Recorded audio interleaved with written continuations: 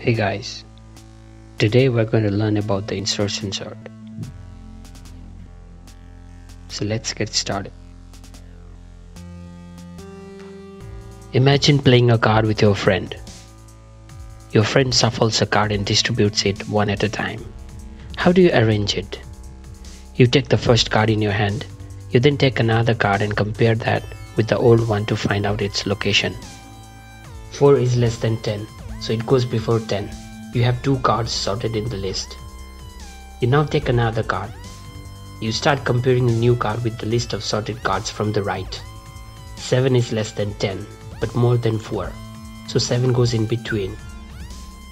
Let's take another card. This time it's 3 of heart. 3 is less than 10, so we move our eyes to the card next to 10. 3 is still less than 7. We again move our eyes to the card next to 7. 3 is still less than 4, so we place 3 at the beginning of the list of the sorted cards. Let us take last one example. This time you have 6 of heart. You compare 6 with 10. It's smaller, so you shift your eyes to the card that is left of 10. You compare 6 with 7. It is still smaller. Now you move your eyes to the card that lies to the left of 7. 6 is greater than 4, so you place 6 after 4 and before 7. You now have the sorted list of cards in your hand. All this happens unconsciously inside your brain. You just cracked one of the possible ways that our brain uses to sort things out. This is what we call insertion sort. Let's now write an algorithm for the same. We'll start with the main function and then add the other functions as required later on. You use your hand to hold the sorted cards. In computer, we'll use RAM to hold the cards. Unlike your hand, you'll have to tell RAM how many cards you want to hold before you hold it.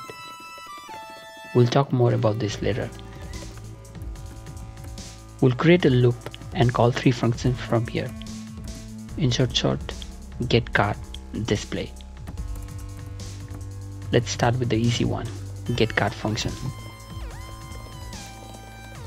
Let us now write a display function.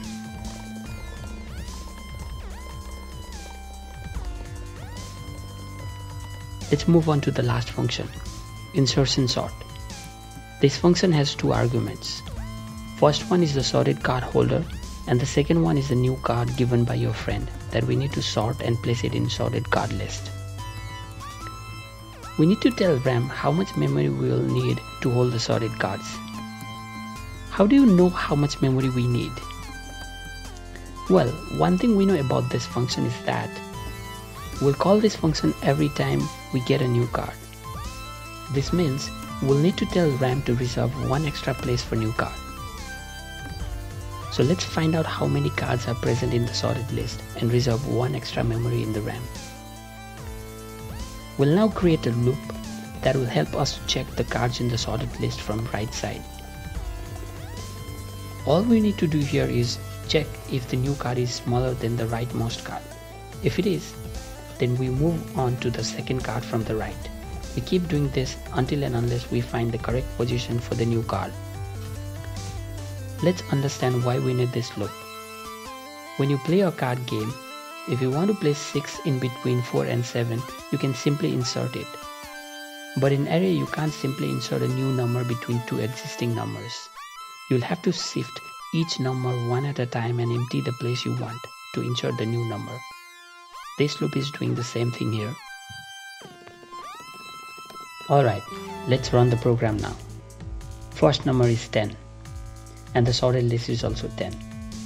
Let's add another number, 4. Sorted list is 4, then 10. Add 7 now. Sorted list is 4, 7 and 10. Another card is say 3. Sorted list is 3, 4, 7 and 10. Let's add the last number for now, 6. And the sorted list is 3, 4, 6, 7 and 10. There are a lot of things you can modify to make this program more efficient. You could use linked list to insert the number without shifting. Instead of scanning the card from right side one by one, you could use binary search to find the correct location much faster. This algorithm is useful when you want to insert new data to the list of already sorted data. More in upcoming videos. As always, thanks for watching.